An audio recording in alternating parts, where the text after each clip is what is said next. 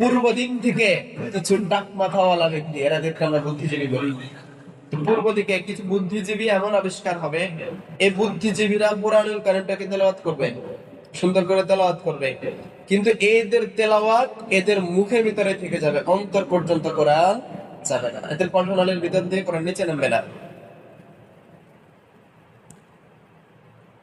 ইয়ামকুরুনা মিনাদ দীনি কামা ইয়ামকুরুস সাহমু মিনার রামিয়াতি। এদের অন্তর থেকে ইসলাম এমন ভাবে বের হয়ে যাবে যেভাবে ধনুক থেকে তীর বের হয়ে যায়। কাদের কথা বলছে? যারা কোরআন পড়ে তাদের কথা বলছে আল্লাহ।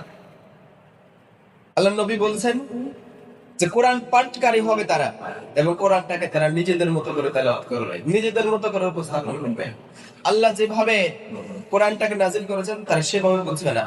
নবী যেভাবে বোঝানোর চেষ্টা করেছেন, নবী যেভাবে বোঝাতে চেয়েছেন সেভাবে বুঝবে না। সাহাবায়ে কেরাম কোরআন থেকে যে বুঝ নিয়েছেন সেটা নিবে না। কি করবে তারা?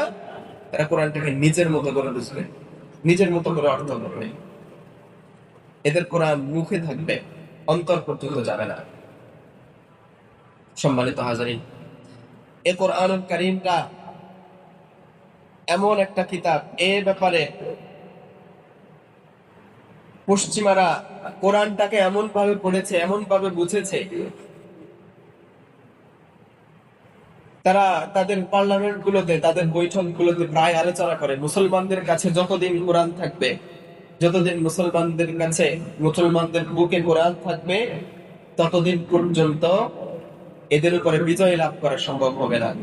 তাহলে করণীয় সহজ, এদের অন্তরে কোরআন থাকবে না, এদের কোরআন মুখ পর্যন্ত থাকবে, তেলাওয়াত পর্যন্ত থাকবে। এদের কোরআন মসজিদে থাকবে, মাদ্রাসায় থাকবে, মাদ্রাসা থেকেও বের হবে না, মসজিদ থেকেও বের হবে না, এদের কোরআন এদের ঘরে থাকবে।